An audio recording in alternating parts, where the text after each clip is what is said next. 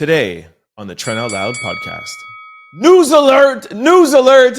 We have a breaking story on Jay-Z. We have alleged leaked documents that Jay-Z is withdrawing sanctions against Tony Buzbee and his lawsuit.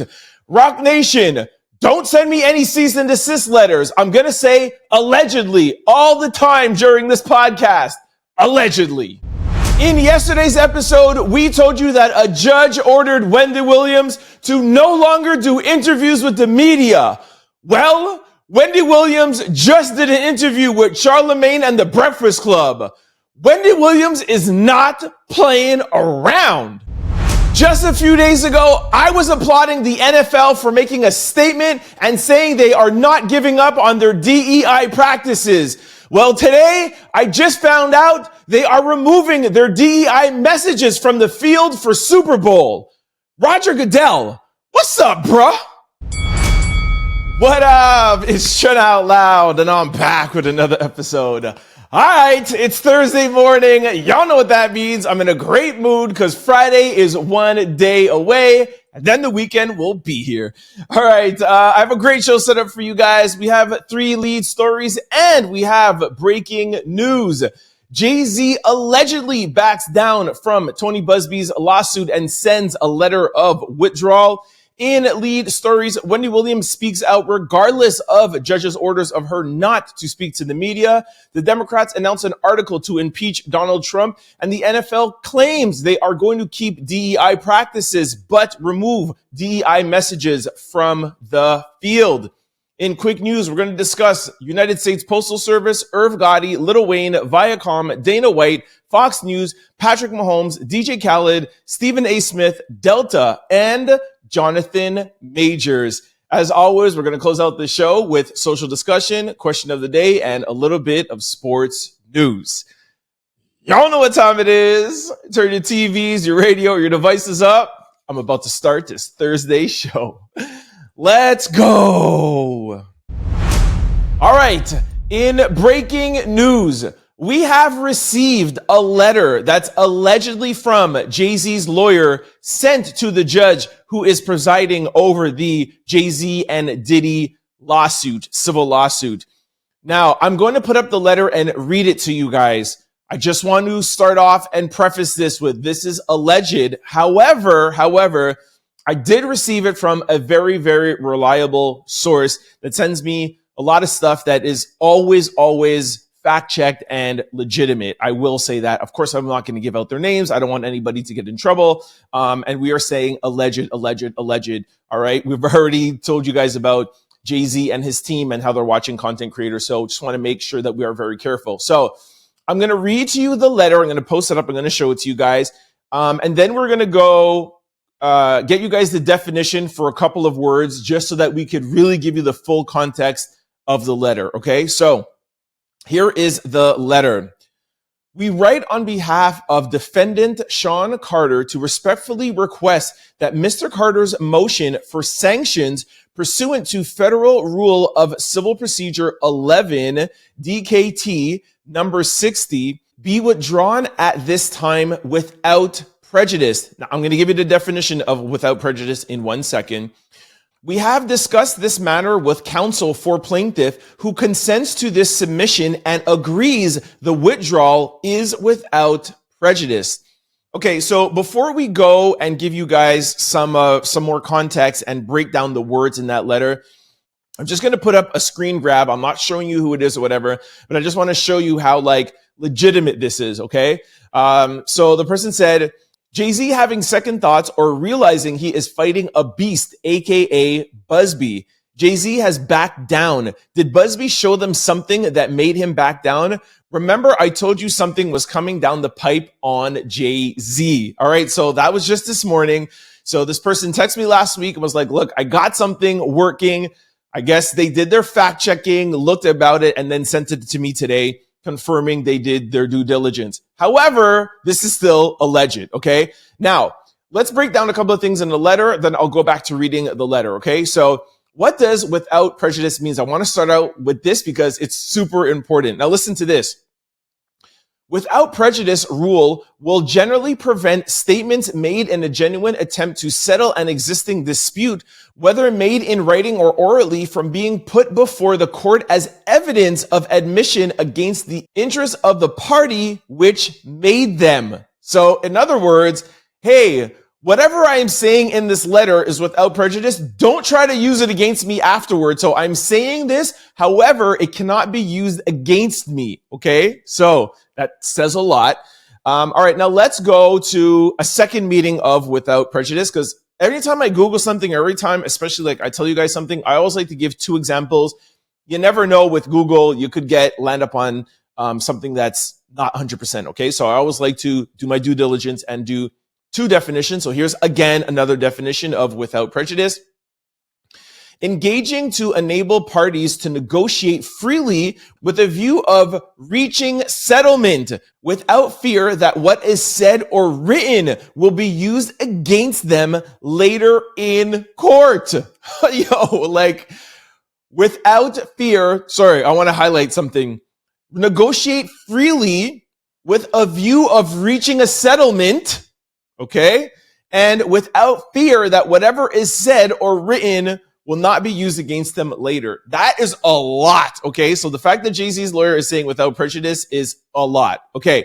Now, let's go and get the definition of Rule 11. I Googled this and also called my lawyer. So, sanctions under Rule 11 exist to punish the abuse of court processes and to reimburse litigants for the cost of unfounded and abusive filings. So Jay-Z, if you go back to the letter quickly, he says that he would like to withdraw sanctions pursuant to this rule. So before it was, hey, Tony Buzbee was doing this and this and this, I would like to put sanctions. Now his lawyer is saying, I would like to withdraw those sanctions pursuant to Rule 11. Let's get a second definition. Sanctions against Rule 11. Rule 11 is not the only authority for the court's control over improper presentation of claims, defense, or allegations. It doesn't supplement statutes such as 28 U.S.C. So let's just highlight something here. It says improper presentation or claims, defenses, or allegations. So again, Jay-Z's lawyer says that they would like to remove those claims, take them back. Now, what are sanctions? And this is my last definition. What are sanctions? A threatened penalty or disobeying a law or rule. A second definition of sanctions is penalties or other means of enforcement used to provide incentives for obedience with the law or other rules and regulations. Okay, so let's go back to the letter and read it one more time.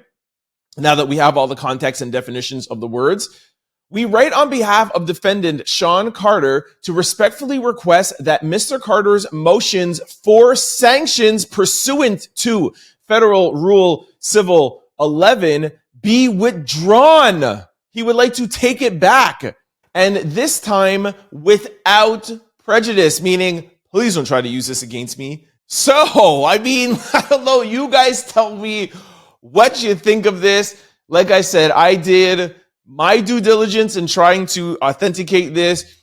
We'll see what comes of this. We'll see what hits. Now, I also want to give you guys the full spectrum. This doesn't mean that he's backing down completely from the entire lawsuit. It could be that there was a letter that Jay-Z's lawyer sent that there were some things that they wanted to pursue, and now they've decided, actually, you know what? I don't want to pursue this part. It's not the full civil lawsuit. From what I understand and from what my lawyers have told me when they read this, it could be the whole lawsuit, but it could be parts. It could be little articles in the claims. So this is not the last that we're going to hear about this. Also, I just want to remind you guys that in February, we don't know the exact date, but the judge still has the right to answer Jay-Z's lawyers because they want to dismiss the entire case. We've heard that I don't want to say for sure. It's probably not going to get dismissed. Let's put it that way. I want to be careful with my words. it's not likely to be dismissed. Let's say that, okay? Jay-Z's lawyers are still trying to get it dismissed. It's not likely that it'll get dismissed. It could, but it's not likely. And then once that is answered, then they will proceed to trial. So the dismissal could be a way to just buy more time while these other things are being negotiated in the background. But I just wanted to let you guys know that although we haven't been hearing much about the case, there's still a lot going on daily. I was watching Jay closely during the Grammy Awards and pictures and all these background things to see, like, you know, how stressed he looked. I think he looked pretty stressed during the Beyoncé Bowl for Christmas. Here at the Grammys, he looked good. I haven't heard of anything about him. I know some people that were there. They said he looked like he was in good spirits, but don't let that sidetrack you. He is still going through a lot with this case. It's definitely has not been forgotten about. And of course, we'll follow up and let you guys know. Let me know what you guys think about this in the comment section below. I'm eager to hear what you think. And in closing, Rock Nation, this is all alleged, all right? No cease and desist letters. Our first lead story, Wendy Williams speaks on Lifetime and A&E lawsuit filed by her conservator, says that she would love to work with Lifetime again. All right, so this is a follow-up from yesterday when we told you about stories that were all over the internet saying that that Wendy Williams was not allowed to speak to the media. Yesterday, when I was telling you, I was a little hesitant because I was like, I'm hearing some things that I can't really say right now. Some people have like, don't say this or don't say that. This is what I was a little bit like hesitant to because I knew that she was about to do interviews. And although that the fact that this judge ruled this, so we did confirm that it was ruled, but I didn't want to say, but by the way, she's about to do an interview.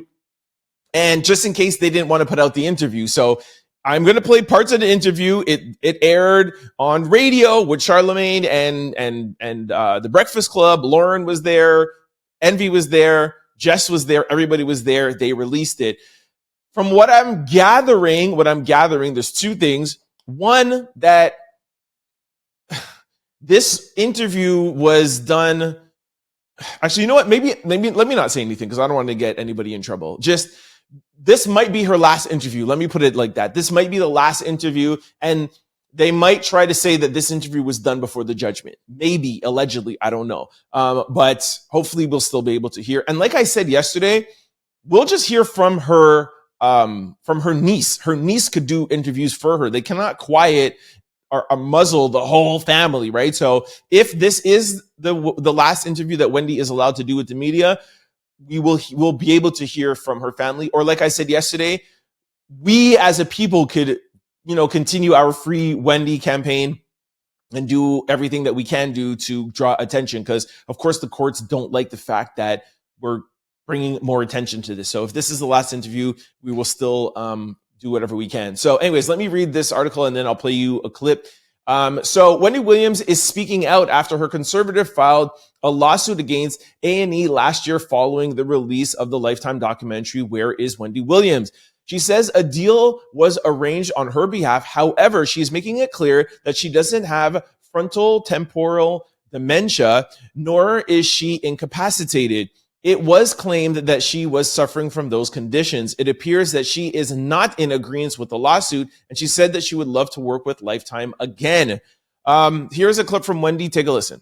Hey, everybody. Hi, Wendy. So there's this lawsuit with Lifetime and A&E, and I've been told I stand to win $20 million. I don't want that kind of money. I've worked with Lifetime enough that I would love to do something with Lifetime again. Okay, so let me break this down, okay? So her conservator or guardian, whatever you want to call her, is saying, hey, we want to sue Lifetime for breach of contract, saying that Wendy wasn't able to sign on her behalf to grant permission for them to release that documentary, okay?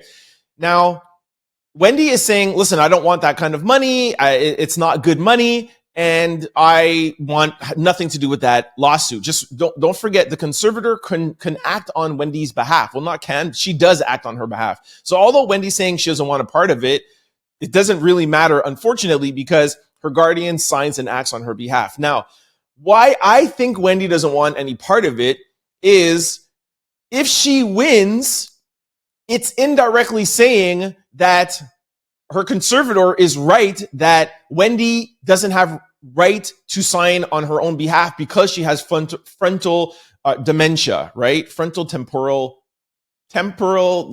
dementia, however you pronounce it, okay? So do you understand what I'm trying to say? I know it sounds a little bit confusing, but if Wendy wins, that makes her conservator or the guardianship looks like they were correct. So Wendy is like, listen, I know what I am doing. I wasn't necessarily happy with it, but I was signing to do it. If Wendy says, no, I wasn't in my right mind and my conservator is right, then why would we believe that you're right now? Does that make sense? Oh, it sounds confusing, but I hope that it makes sense. I know it's confusing. Let me just say it one more time, just in case. This is what sucks of not having somebody in front of me. I hope it makes sense. But Wendy's conservator, her guardian, Sabrina, is saying, Wendy's not in her right mind. You guys shouldn't have put that out. We want $20 million. If Wendy doesn't say anything and agrees to that, then it makes Wendy look like she was not in her right mind. But Wendy is trying to make a case right now of saying, I am in my right mind. So you see why she wants a case thrown out? You can't have it both ways. You can't be like, yeah, I wasn't in my right mind. Give me $20 million. And then come and say, actually, now I'm in my right mind. No, you can either have dementia or you can't. So the fact that her conservator is claiming dementia to try to get the 20 million, Wendy is like, nah, I never had dementia. I want no part of that. I want no part of this case. You understand why she doesn't want to be part of the case, even though she could win $20 million? That's how much she wants out of this. She's like, I don't want that 20 million. Forget the case. I actually would rather work with Lifetime. Let me out of here. That's how bad things are for her. All right. Hope it makes sense. Let me know in the comment section below. If it doesn't, I'll try to explain it, but I think it should make sense now. Let me know what you guys think in the comment section below. Yes, sometimes I do wish I had a co-host. All right. Texas Republican Al Green to introduce articles of impeachment against Donald Trump over his Gaza remarks. Okay, just asterisk. This is the first time I'm ever talking about the conflict that's going on with Palestine and Israel, but I feel like I have to do my part in bringing light to something this serious. As you guys know, I'm not Democrat, I'm not Republican, I'm independent. But I think this goes beyond politics, and I want to do my part to just shed light. As always, I am going to try to cover this from both sides and not pick a side in this. And I will, play you guys some videos and then leave it for you guys in the comment section below. I'm not picking a side in this, whether it be Israel or Palestine. But like I said, I want to try to cover this story and stay as neutral as possible and give you guys the information of what's going on. And you guys can talk about it in the comment section below, okay? So Texas Democrat Al Green announced Wednesday that he will be introducing articles of impeachment against Donald Trump following the president's controversial proposal for the U.S. to take over the Gaza Strip. The movement to impeach the president has begun, Al declared on the House floor. I rise to announce that I will begin articles of impeachment against the president for deeds proposed and deeds done. During a meeting with Israeli Prime Minister Benjamin Netanyahu on Tuesday, Trump suggested that the U.S. should assume control over the Gaza Strip, taking responsibility for cleaning up and rebuilding the region. He did not clarify who would govern the area or who would be allowed to live there, leaving many to speculate about the implications of such a proposal. Gaza is home to nearly 2 million Palestinians. Okay, now, here is a post from, I think, when this first came out, and it says, Trump proposes U.S. takeover of Gaza Strip, suggesting possible deployment of American troops. Donald Trump said, the U.S. will take over the Gaza Strip and will do a good job with it too. When asked directly whether he is willing to deploy U.S. troops, Trump did not rule out the possibility. As far as Gaza is concerned, we will do what is necessary. If it's necessary, we will do that. Here is a clip of some videos. Take a listen. U.S. will take over the Gaza Strip, and we will do a job with it, too. We'll own it. We're talking tonight about the United States taking over a sovereign territory. What authority would allow you to do that? Are you talking about a permanent occupation there? Gaza is not a place for people to be living. And the only reason they want to go back, and I believe this strongly, is because they have no alternative. What's the alternative? Go where? That was the President of the United States sitting in the Oval Office endorsing the forcible resettlement of Palestinians off their own land. We just had a positive meeting with President Trump. We as Muslims stand with President Trump because he promises peace. All right, like I said at the beginning, I want to handle this very delicately. I have Israeli friends. I also have Palestinian friends. I actually got them both on the phone today before I decided to cover this story. And I'm like, guys, help me out. How do I cover this? And they said, Trent, just do what you always do. Stay neutral. Don't pick a side. This has nothing to do with you, right? And I understand that coming like as a Jamaican. If this was something that had to do with Jamaica and let's say another country, and you know, I know about my people. I don't know enough about the Palestinian movement or the Israeli movement to have an opinion. Y'all know me, like, even when I talk about some things sometimes or talk about crypto, I'm like, listen, I really don't know much about crypto. I leave it to you guys in the comment section. So like I said, I wanted to do my due diligence and just let you guys know this podcast is about, you know, viral things that are going on throughout the day. And I give you guys my opinion on it. So I didn't want it to look like I was kind of like ducking this. All right. So I will leave it to you guys in the comment section to discuss. One thing I will say, and one thing I do want to highlight, we played a clip for you with Donald Trump, with Muslims during when he was on the campaign trail. And one thing I do want to ask, if Donald Trump had this position, why didn't he say this when he was campaigning? And for those of you who might be new to the show, I'm independent. I'm not Republican or Democrat, but I call out either party whenever they do something. And I have been giving Donald Trump a lot of credit, even though I don't agree with some of the things. I've been giving him a lot of credit for following through on his campaign promises. Whether you like them or not, he has been doing a great job with following through with the tariffs, with immigration, with everything that he has been doing. Not perfect, but he's been doing a good job. How come this wasn't part of your campaign, Mr. Trump? That's what I would like to know.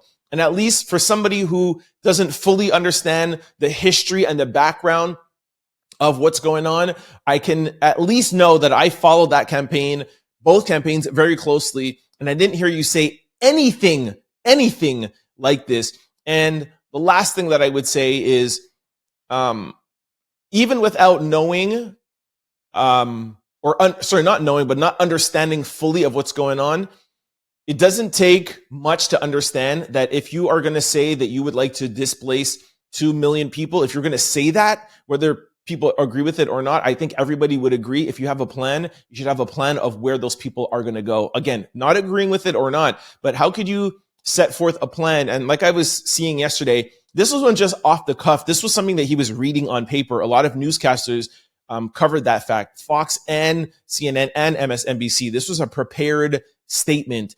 If you're going to have something prepared and you're going to have an idea of something to do, again, whether you like it or not, you have to admit that the fact that you do not have a plan that is fair for 2 million Palestinians, anybody could see that that's not right. So I'll leave it up to you guys. I hope I did a good job of covering this story neutrally, and I hope that I did both sides justice. Please let me know how I did in the comment section below. Our third lead story: the NFL removes End Racism slogan from the Super Bowl field. Okay, I am so upset with this. Yesterday's show, I gave you guys a headline. I'm going to show it to you guys again. And I literally started clapping, like applauding the NFL because they said that they were keeping their DEI practices. And now today I find out that they're removing the End Racism from the end zone. That is a visual DEI practice. Why would you be removing it? But you know what it is? I fell for the okie doke. Let's put one thing and then do something else. So the commissioner comes and says something, it makes headlines, and then they slide this in and they think that we wouldn't find out about it. Well, we found out about it, Roger Goodell. I am so mad.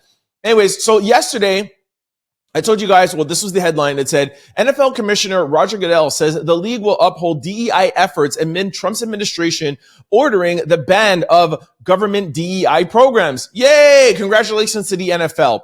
Well, here's this.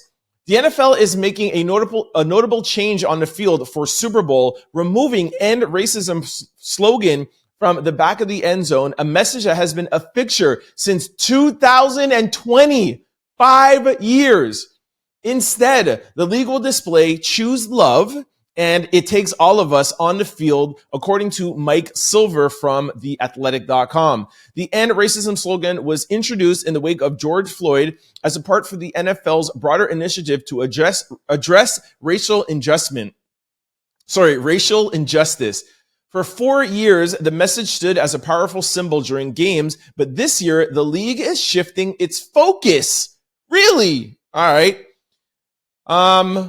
We felt like it was an appropriate statement for what the country was collectively enduring, given recent tragedies. The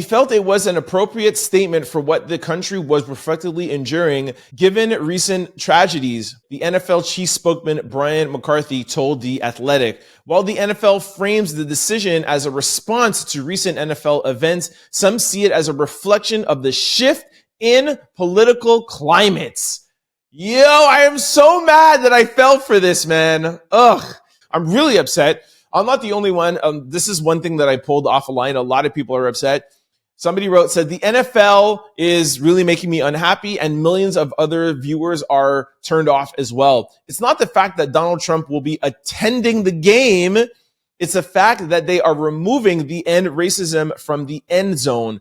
I will no longer watch the Super Bowl or any NFL games this year. You don't bow down to certain people.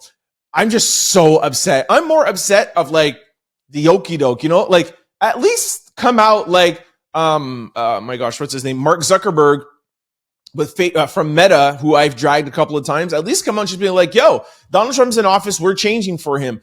Don't be like, oh, well, we're going to keep our DEI practices, but we're going to take it off the field because Donald Trump is coming. Like, what? And I don't have a problem with Donald Trump coming. I really don't. He can go wherever he wants. He's at UFC things all the time. Bring him to the Super Bowl. Bring him wherever he wants. He's the president of the United States. I don't have a problem with that. I actually don't even have a problem with you switching sides like everybody else is doing.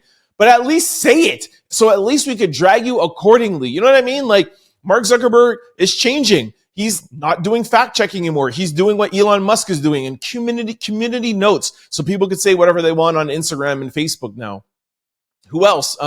Amazon, what's his name? Jeff Bezos, with the Washington Post. All these people are switching lanes. Yo, NFL, Roger Goodell, switch lanes if you want to. I'm still going to watch. At least I'm still on Instagram. You know what I'm saying? But at least be real with what you're saying. Don't have a press conference with the commissioner, who is basically like the CEO. He can't be the CEO because that's just not how the NFL is structured, but he is the top of the top.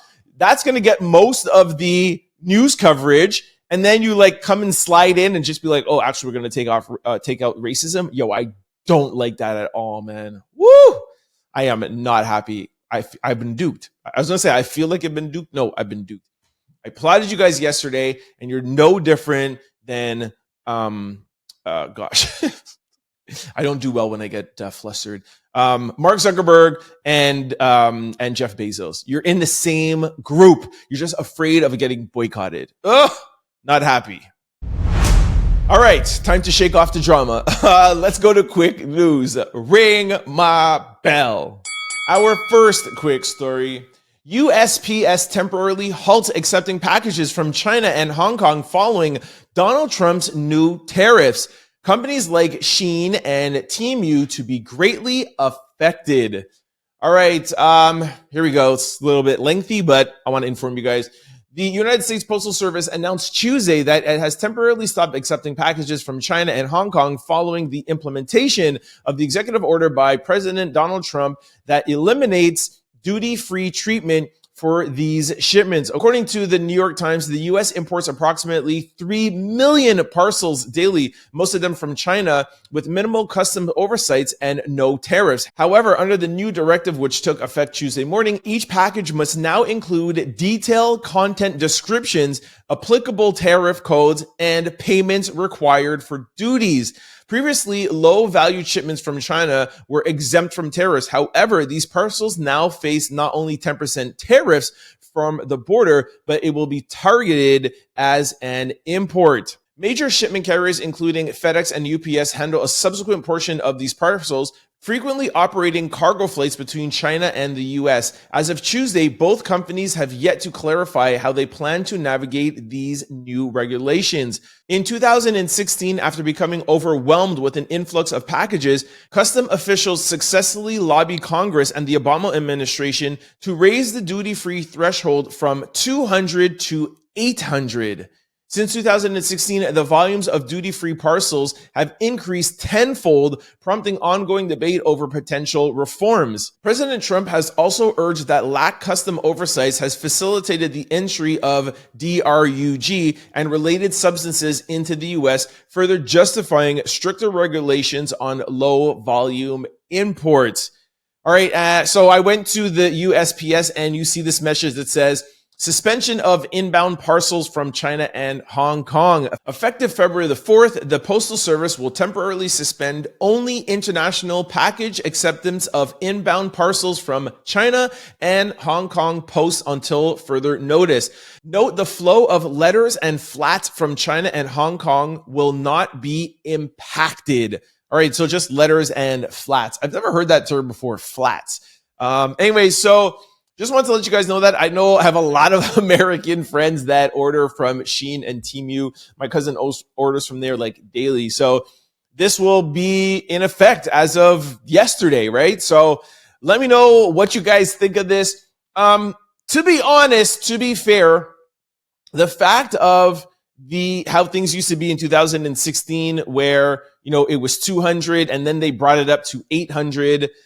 That means that a lot of things were flowing through that were under $800, and they could be bulky and pretty large in size. The fact that it's over $800, and a lot of things could have sifted through. Now, I know a lot of you guys want your packages and want stuff, but at the same time, you want regulations and you want DRUG to stop coming in and affecting neighborhoods. And we do know that that's how they could get it in. So you cannot have the best of both worlds. Yeah, I want my packages. I want the things to just flow through 3 million parcels a day.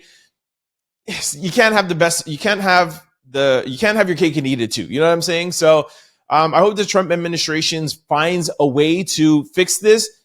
What I would like to see, though, from the Trump administration is for them to figure things out instead of stopping things and then figure it out. Like, it has been like this since 2016. Can you not work or put somebody from the department to survey it, figure out a way, and then fix it in 2 months? Like, it's been from 2016, so that's close to 8 years. 2 or 3 months more wouldn't, be the end of the world. And then once you implemented something, then you put it in instead of just stopping things. You know what I mean? So anyways, let me know what you guys think in the comment section below. Our second quick story. Drake shades LeBron by changing lyrics to non-stop. The lyrics went, how I go from 6 to 23 like I'm LeBron. And now Drake says, how I go from 6 to 23, but not LeBron, man. I'm a horrible rapper, sorry. I have a little clip, but this gives us confirmation that Fighting Irish, Drake's alleged leak diss track that we didn't know who it was about. This is confirmation now that we know it was about LeBron, because he literally changed the lyric and said, not LeBron. So now we know it's confirmed. They're beefing. They're not friends. I wonder what Drake is going to do with this tattoo that he has of LeBron. Yo, that's crazy, man. Gotta be careful of who you're tattooing on your body. Anyways, take a listen to Drake. This is from his Australian concert. Take a listen. I don't think the crowd caught it at the time. Or else you would, if that was in Toronto or if that was anywhere else, the crowd would have went crazy. The crowd was probably like, what's he saying? Anyways, at least we know there is officially a beef started, or maybe it's ended. Actually, no, it's not ended. Like, anyways, y'all know what I'm trying to say. It's here. All right. Our third quick story. I meant to say the relationship is ending. That's what I meant to say, but y'all know what I was trying to say. All right, our third quick story. Irv Gotti reportedly suffers another stroke as his health condition is unknown. Irv Gotti has had a stroke according to All Hip Hop. His condition is currently unknown at this time. This is Irv Gotti's second stroke in a year as he continues to battle health conditions, including diabetes.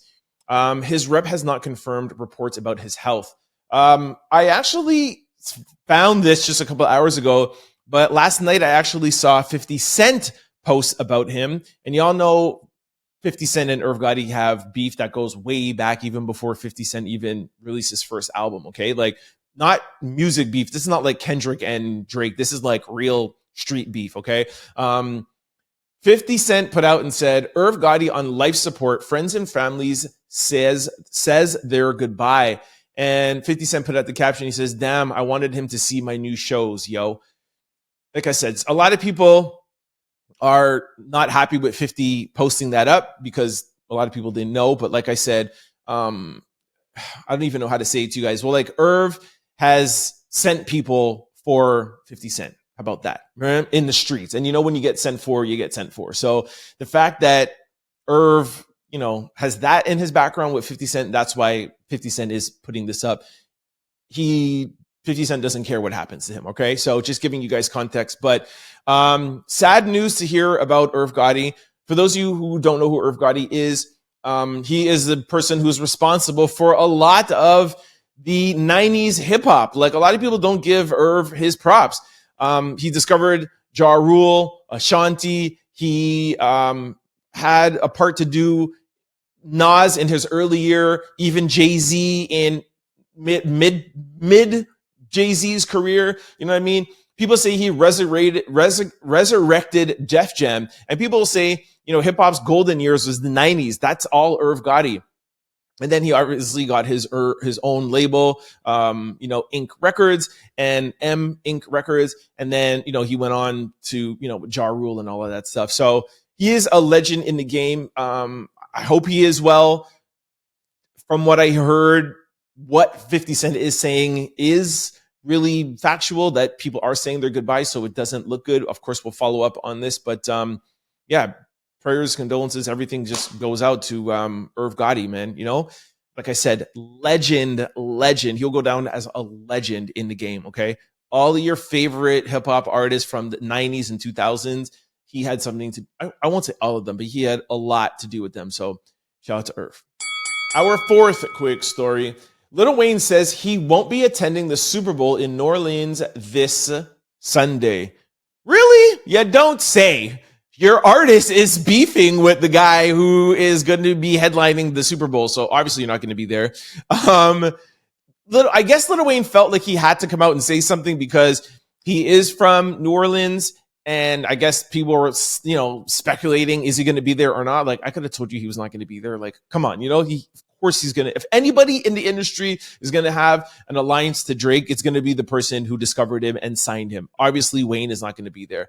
Now, will any of the Hot Boys be there? Who knows? Well, that remains to be seen. I don't think they have the same, you know, love or allegiance to Drake. Allegiance is a better word. We'll see. We'll see if Kendrick has anybody on the stage that pops out. Maybe Master P, maybe somebody from the Hot Boys, Juvie. We shall see. I don't think Kendrick hate, but I don't think Kendrick could like rock a Super Bowl stage by himself for 13 minutes. Like, he doesn't have them kind of hits like an Usher or a Rihanna or a Beyonce. You know, 13 minutes is a long time to have people excited on their feet at the Super Bowl. He's gonna have to bring people. And yes, he's already said that he's bringing SZA, but even SZA, like, it's not enough to have people on their feet for 13 hours. So, 13 minutes. So he's definitely going to have to bring people out there. But to end the speculation, which should not have been speculating anyways, Lil Wayne will not be there. Here is a clip from Lil Wayne. Take a listen. Y'all know I'm not going to be there this week, which means I guess there's a seat to fill. Maybe that was a hint. Like, at least he started off by like, y'all know I ain't going to be there. That's good. There's a seat to fill. I don't know what that means. Anyways, we shall see what happens. Our fifth quick story. Viacom sues Nick Cannon and Zues Network over the success of their Bad vs. Wild show, claims it copied Wildin' Out. I'm so upset by this. Like, Viacom, you're a multi-billion-dollar company. You're really going to sue Nick and sue Zues Network, which is like independent Black-owned app. Like I understand, I get it, but seriously, like, give me a break, dude, you know? And by the way, I am biased, right? I have friends on Wildin' Out. Shout out to my guy, Conceited. And yeah, this is just horrible, man. I'm actually going to play a clip. I actually found a clip from Conceited. Actually, let me just play it now. You know what? Let me tell you guys what's going on first, and then I'll play you the clip from Conceited when he was hanging with me in Toronto. So, in a surprise twist, Viacom, see how they start out in a surprise twist?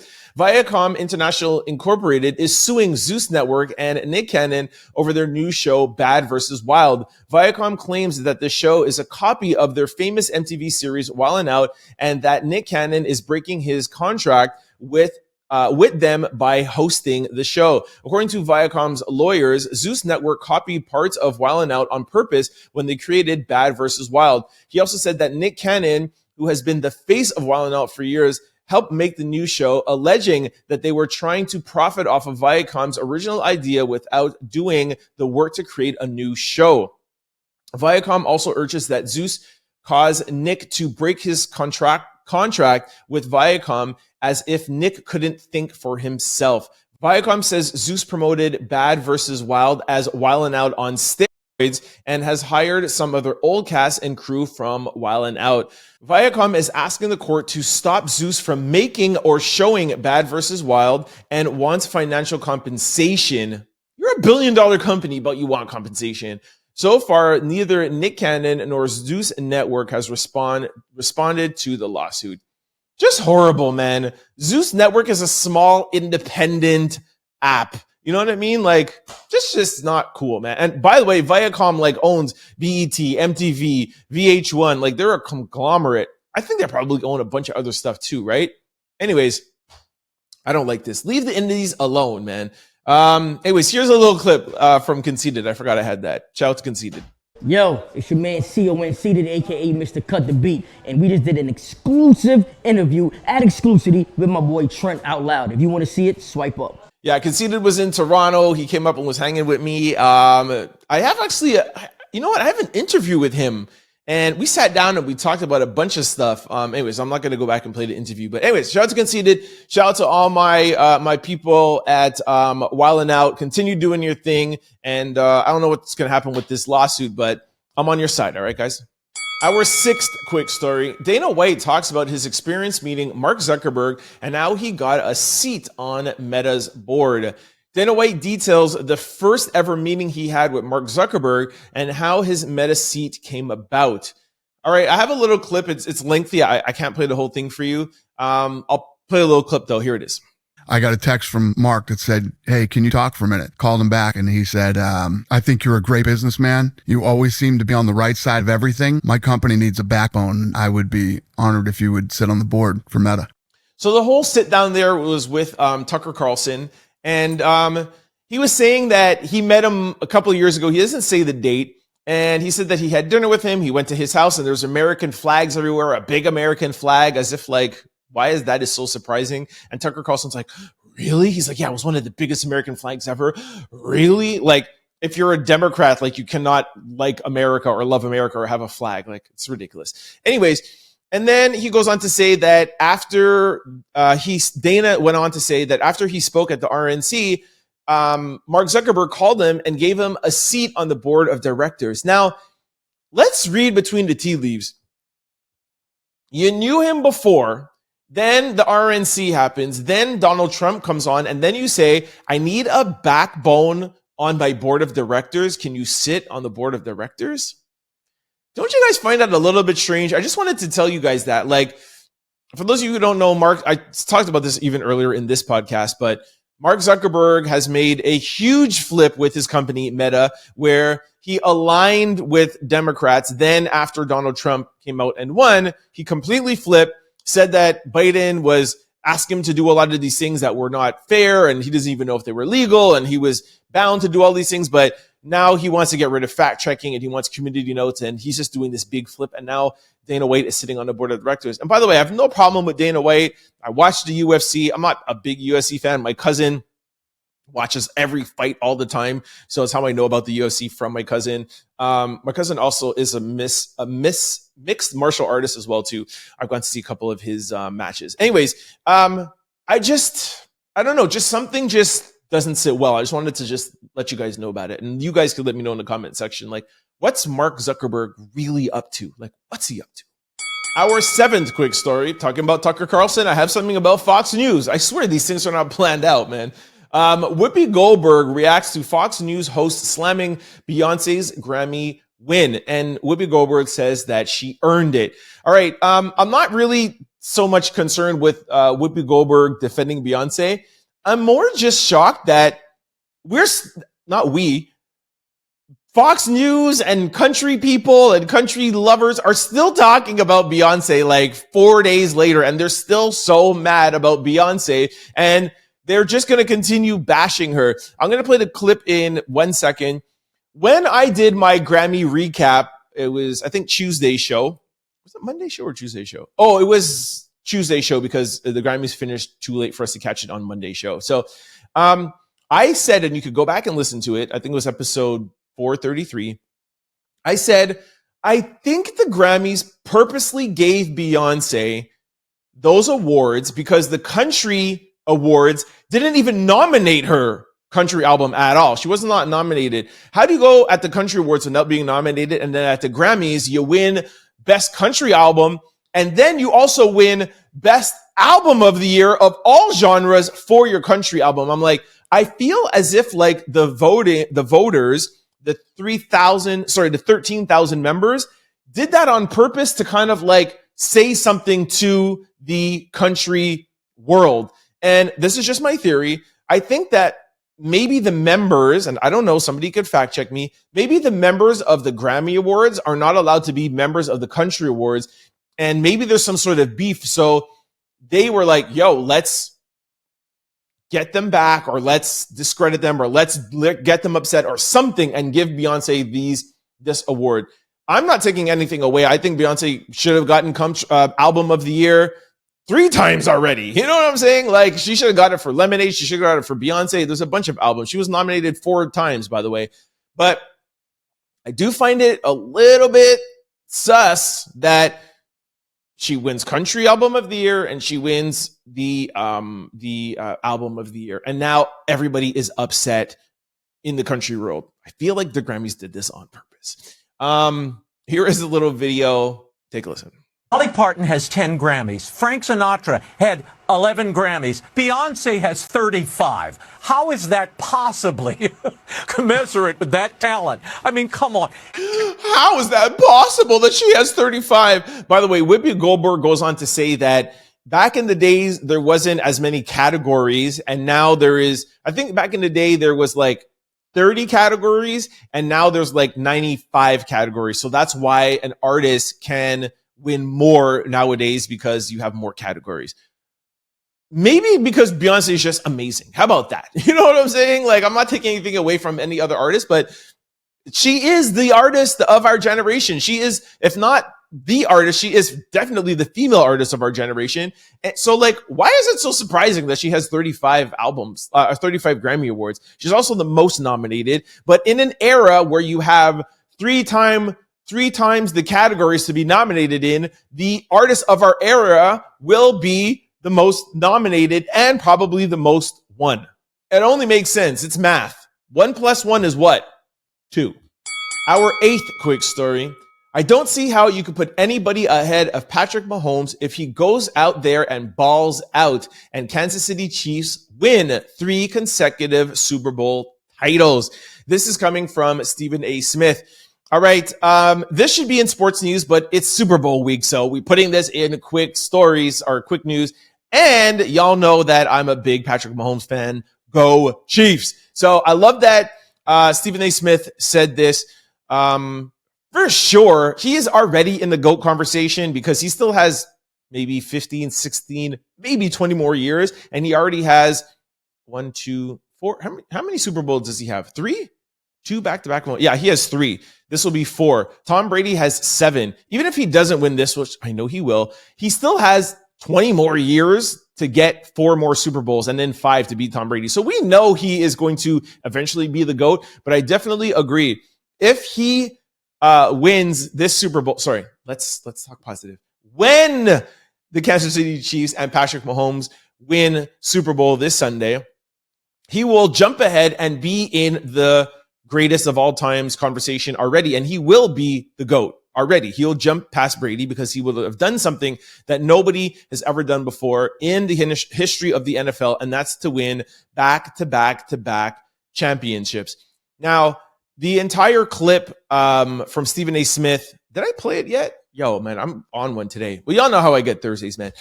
Listen to the clip quickly. Take a listen. I don't see how you could put anybody ahead of Patrick Mahomes. If Patrick Mahomes goes out there, balls out, and the Kansas City Chiefs win a third consecutive Super Bowl title. I'm sorry. Yeah, so in the clip, he also goes on to say that it's not only that he did it, it's the fact that he did it in his first 7 years, which you really got to take your hat off to somebody, man. In 7 years, he's been to, 5 title games. He's been to 4 Super Bowls. Is it 4 Super Bowls or 5? 5 Super Bowls. Like, it's nuts what he's done in 7 years. And can you imagine if he keeps on with this trajectory? Now, for those of you who don't know, Tom Brady did have a great beginning to his career, but then he went 10 years without winning a Super Bowl. And then he won, I think, 2 or 3 after that 10-year drought. So I don't know if that's going to happen to Patrick Mahomes. Andy Reid is getting up there in age, Travis Kelce, but I still feel like they have enough that they could keep on going for the next at least 3-4 years. So it only remains to be seen. But shout out to Stephen A. Smith, and of course, shout out to my Chiefs. Our 9th quick story. DJ Khaled drops trailer for new album. All right. We talked about this yesterday. I told you about it. I showed you a little clip from the trailer. And then last night I saw this come up in my timeline and it said, I have two Drake songs on my new album coming 2025. So you could see here beside me, yesterday, this was almost the same post, but then last night it came out where I have 2 Drake songs. Now, if you guys watched yesterday's episode, which I hope you did, if not, go back and check it out. It was a good episode. All my episodes are good. Watch me daily. Sorry, I'm off track now. Here we go. It's Thursday. Yes, this is what I was going to say.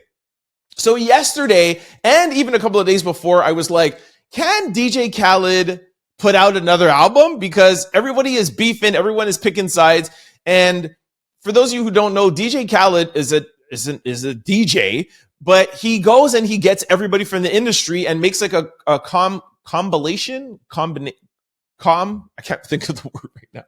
Compilation album. And it's just, him picking the beats and putting these artists together. And he always has Drake, but I'm like, how can he take Drake in a time right now where like so many people are beefing with Drake, Ross, ASAP, Kendrick, obviously, and he has beef with everybody. But then how do you put out an album without having Drake on it and then put these people when Drake has been the catalyst for all your albums? Anyways, I was like, DJ Khaled can't put out an album. So yesterday, when I said that he was coming out, I played you guys a little clip where he said, send the vocals to Rihanna. And I was like, oh, this is how he's doing it. He's having Rihanna on his lead single, and it's going to be more R&B-ish. Now, which brings us back to tonight last night where he said, I have 2 Drake songs. However, right before I started the show, look what I found. Drake responds to DJ Khaled's claims that 2 Drake songs would be on his album. And Drake said, must be Drake Bell. So Drake is like, nah, I don't know what you're talking about. I'm not on your album. Drake seemingly denies involvement of DJ Khaled's upcoming album. He dropped this in his comment section on DJ Khaled's now deleted Instagram post where he announced his album. And here, I'll put it up for you, where you could see Drake from his Instagram account, must be Drake Bell. And he put the emoji there with no mouth. So I don't know what's going on. I don't know why Khaled would put that out and then like not have Drake's permission. How would he even get the vocals? Was he maybe using some old vocals that he has? Or I don't know what is going on. Maybe it was 2 old Drake songs. Clearly, him and Drake were in the studio cooking up because there wouldn't be a misconception. So it's probably some old tracks that he had that he was trying to slide on there. And I don't know what's going on. Drake is in Australia. I got no contacts. Everyone's away right now from the OVO crew. I don't know what is going on. Yo. What's going on with DJ Khaled? What's going to happen? I don't know. Our 10th quick story. Stephen A. Smith is emerging as a potential Democratic candidate for the 2028 presidential election. Oh, Steven. I just gave this guy props 2 stories ago. For those of you who don't know, I normally drag Stephen A. Smith with his whole podcast and things that he tries to do to be viral. ESPN Stephen A. Smith is emerging as a presidential candidate for the 2028 U.S. presidential election. Smith is polling at 2% in recent surveys. So now we see what this is all about. Like, he has been going on all these news shows and literally like dragging Kamala Harris. Like, I don't know why I vote for her. Remember there was a story that we had for you guys where he said that he felt like a fool for voting for her. Now I see what you're doing. You're out here cozying up with Republicans, saying all of these things about Donald Trump, dragging Kamala Harris to come out and say, hey, actually, I'm going to run in 2028, but I'm going to run as a Democrat, but it's going to be a Democrat that aligns and sees things and understands Republicans. That's what you're trying to do. Okay, I see what you're doing.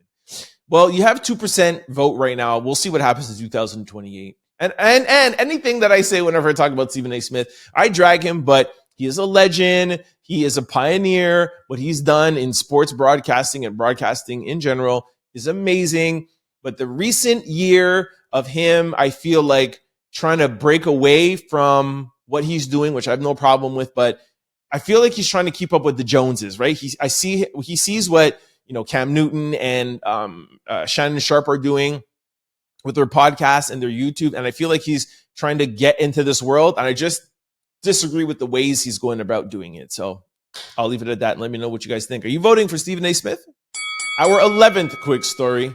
Delta announces it won't be backing down from its DEI programs.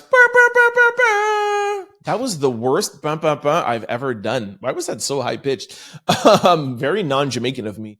Okay, I'm really happy about this. But maybe that's why those salutes weren't all that great, because now I'm hesitant. Because when I hear people, I'm not backing down from DEI, maybe we got to dig a little deeper. Maybe they're not, but they kind of are too. Anyways, Delta Airlines has reaffirmed its commitment to its diversity, equity, and inclusion programs. Despite potential pushbacks and controversy, the airline has declared it will not retreat from its initiative, signaling it continues a focus on promoting diversity, equity, and inclusion within its corporate structure and operations. Anyways, I am not going to break down DEI again. We've been doing this almost every day. So, the weekend is coming up. Let's keep the show a little bit light. I will say, though, for those of you who are watching the show for the first time, we have done a deep dive into DEI. And contrary to popular belief, DEI is not only for Black people. All right. DEI is to have your workplace or wherever it is implemented to be diverse. Women, it's giving women. So if you're a white woman, it works for you. So if you don't like DEI and you're a white woman, this is helping you. And if you don't like it, then that's fine. That's your own choice too. We definitely understand the people who are opposed of DEI. And I already told you guys yesterday why some people are opposed by it. And I definitely agree with some of their points. I just think DEI, instead of abolishing it, we could just make it a better program. So it's for women, it's for people with disabilities. It's also for Black people, brown people. It's just to make the playing field equal. I don't understand why we can't work together to just make it better, but we won't get too much into it because we did a lot of it yesterday, and you can go check out episode 435. Our 12th quick story. Jonathan Majors not returning to Marvel despite recent reports.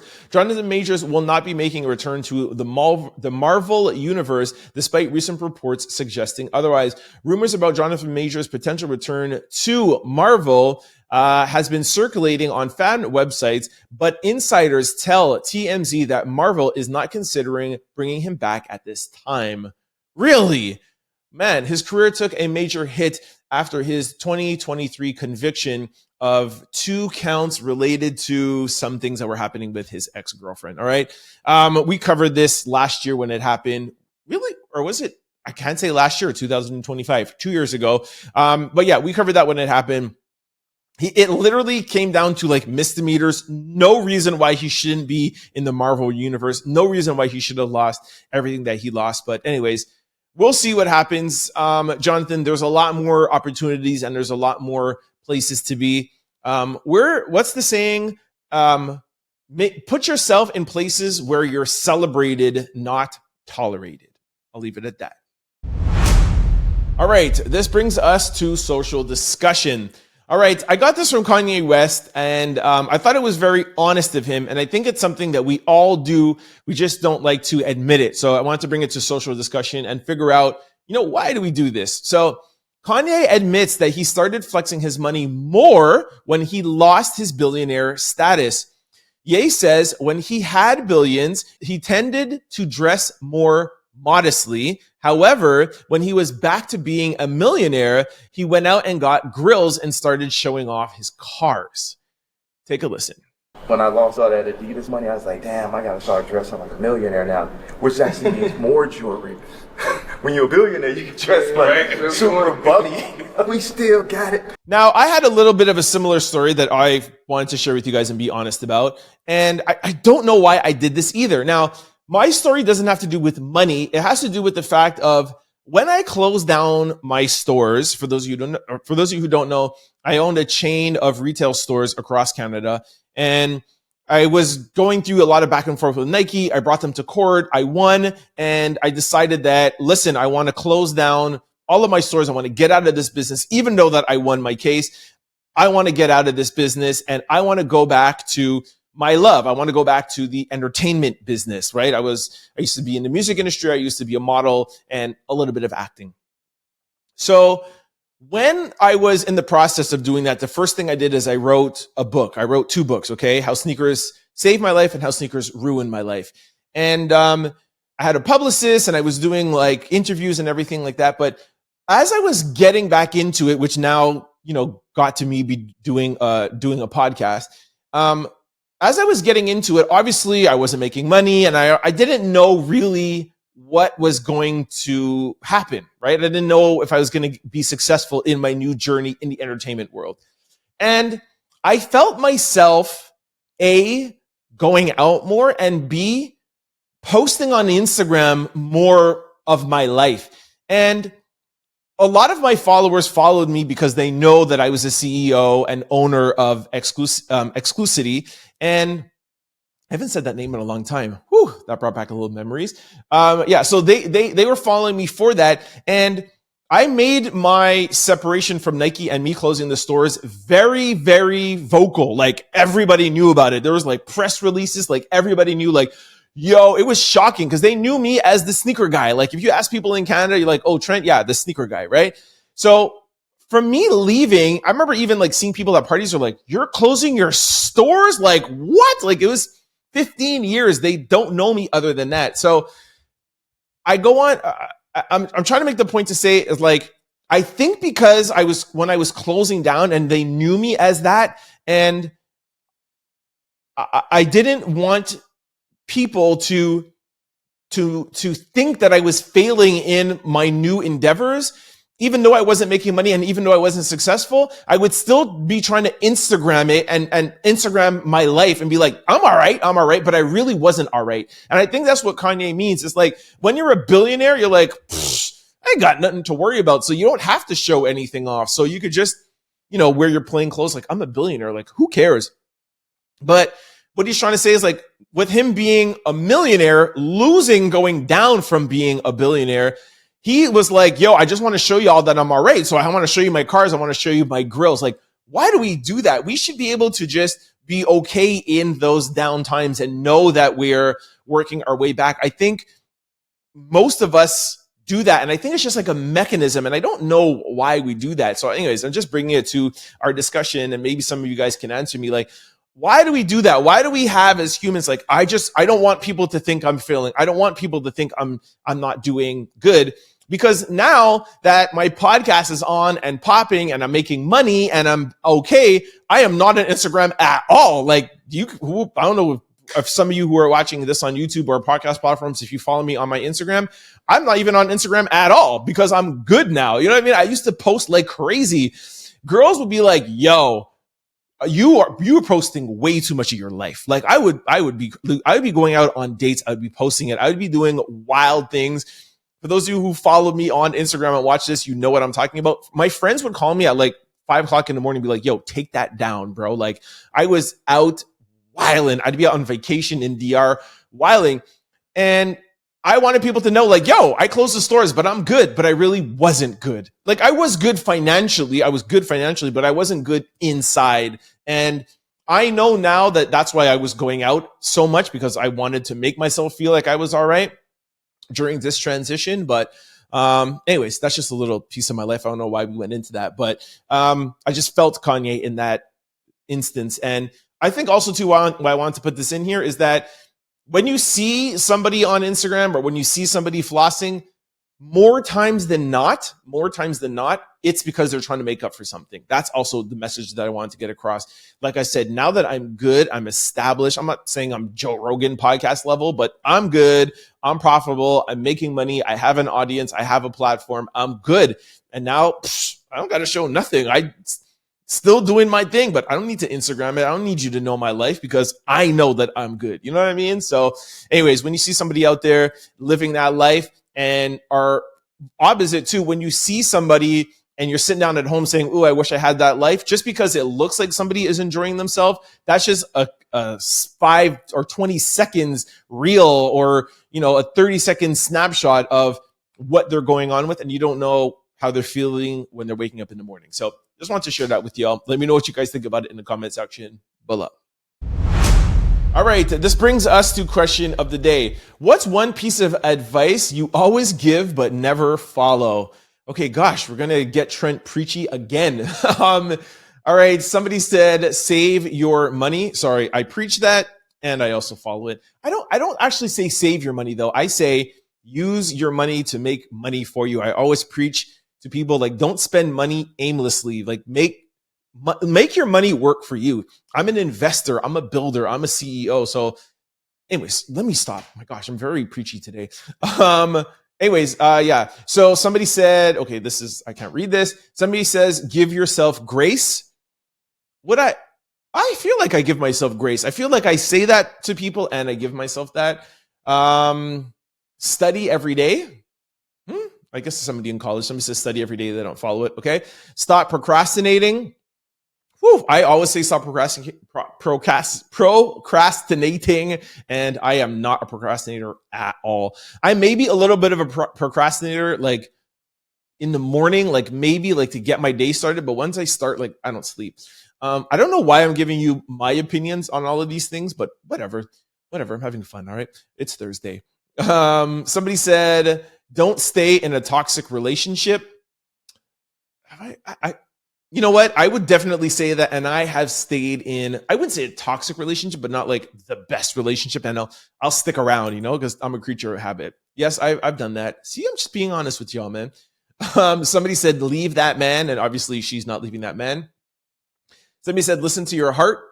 Yeah, well, I definitely listen to my heart. But yes, that's a good one. Somebody said, set boundaries and stick by them. That's a good one too.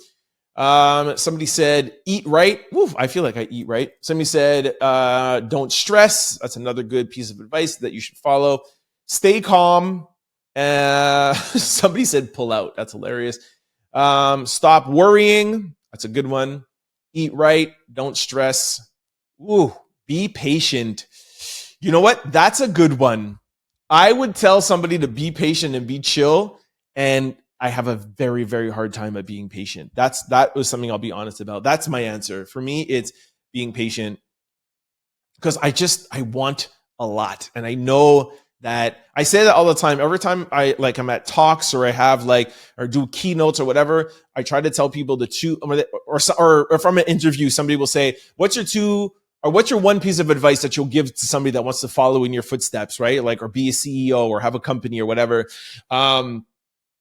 I always say sacrifice, because people take it with a grain of salt, like, yeah, sacrifice. No, if you want to be successful at anything, you have to be willing to make sacrifice. And it's sacrificing like time, birthday parties, girlfriends, relationships, and people don't really make sacrifice. But lately I've been saying two things: sacrifice and patience. You need to make the sacrifice to get somewhere. But then when you're in that place, like let's say you start and have 1 or 2 stores, you need to be patient to build the national brand. And that's what I've learned in my business, in the business world. And that's what I've learned also in the entertainment world. Once you get yourself established, that's the sacrifice. And then you have to be patient. do a podcast every day. You know, don't take days off. I do Christmas podcasts. I did a podcast New Year's Day. People are like, are you feeling well? Like, well, it was New Year's Day. You know what I mean? Like, I didn't get any sleep, but I was still there. It's patience. It's working hard. It's you know, being diligent and keep on going. And I think that's what's hard for a lot of people because, you know, you want that Joe Rogan level right away. You want to be the biggest podcast in the world. It takes patience to get there. So I knew I was going to get preachy. I swear I was going to try to not get preachy, chatty, whatever you want to call it. Anyways, I'm done. Let me know what you think in the comment section below. What is something that you preach but never follow? For mine, it's patience, but I'm working on it. All right, this brings us to sports news. If you think I'm chatty now, wait till tomorrow. Friday's episodes, woo! Those are some long episodes, yo. All right, sports news trend focus. Yeah, there is a report going around that Kevin Durant might end up back with the Golden State Warriors and Jimmy Butler might be going to the Phoenix Suns. These discussions are on the table and it's gaining momentum. What is going on in the NBA, y'all? What? I heard something like this about Jimmy might wanting to go to Phoenix. I told you guys that yesterday, actually.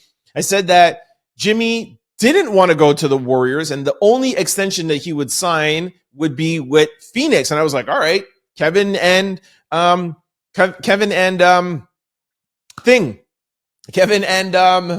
Jimmy together. And I was like, what? Why wouldn't he want to go? But now Kevin is leaving and he might go back to the Warriors. I don't know how much I like that. I never loved when Kevin was with the Warriors. I don't know how him and Draymond are going to get along. I'm also hearing rumors that LA might trade LeBron to the Warriors, and it will be LeBron, Kevin. I'm just so amazed by it. LeBron, Kevin Durant, and Steph Curry all on a team, like on the Olympics. Like, that wouldn't be fair. And it makes sense because bringing Luka over to the Lakers wasn't to pair him up with LeBron or for them to win because they're missing a big man. So they might want to trade out LeBron. And does that mean that Bronny's going to go over there too? Like, what is going on, man? I don't know. Anyways, the only thing I care about is I cannot have LeBron James get another ring. Please. He has 4. Kobe Bryant has 5. I cannot let him tie Kobe. And I cannot have him get 6. Oh my gosh, I can't have him tie Jordan. No. And he still has like a year or 2 left in him. Can you imagine with him, Steph, and Kevin together? They could go back to back to back like Patrick Mahomes. Jeez, stressing now. Anyways, let me wrap up the show before I have like a 2-3 hour podcast. One day I'm going to do like a marathon just to let you guys know how much I could talk. Anyways, I've actually ran marathons too, but I meant like a podcast marathon, not actually running marathon. All right, seriously, I'm done now. All right, thank you so much for kicking with me on this Thursday or for this Thursday episode. Before I let you go, I just want to remind you guys of all the ways you can keep up with the podcast. For those of you who are watching on YouTube, if you ever need us, we are available on all podcast platforms. If you're in your car or if you're going on a plane or you need somewhere to download and keep the show, you can find us on any podcast platforms. Just go to your desired site, type in Trent Out Loud. The show will pop up. Don't forget to hit the follow or subscribe button so that you can be notified every time we upload a new show. And just like YouTube, we upload daily. Now, vice versa, if you're used to listening to the Trent Out Loud podcast on podcast networks, no pun intended, or actually pun intended because it's the same thing. If you're used to watching this or used to listening to this on podcast platforms, please try to check me out on YouTube. It's so fun over here. I'm telling you, the YouTube community is lit. Comment section is lit. So please try to check us out on YouTube. Just go over to YouTube and type in Trent Out Loud. The show will pop up. Do not forget to hit the subscribe button so that you can be notified while you're there. Please do not forget to like, please comment. It's really, really fun. I read all the comments and then I answer you guys back the next day. People ask me all the time, Trent, how can we do a podcast by yourself? My podcast is not by myself. The podcast is with you guys. I talk, I stay as neutral as I can most of the time. And then I let you guys sound off in the comment section below. And then I'll address some things the next day. So I need you guys with me. All right. So make sure you comment. And then lastly, please try to share. It definitely helps in growing the channel. For those of you who want to follow me on social networks, it's always the same handle, Trent Out Loud. I'm on all of them. All right. Thank you so much for kicking it with me on this Thursday. I will see you for Friday's episode. And you know what that means? It's Friday. Okay, not yet. Let's not get excited. It's close to being Friday. Yo, I'm on one, man. Yo, I'm out. Peace. Don't forget to like, comment, and subscribe. It's your boy, Trent Out Loud. Peace.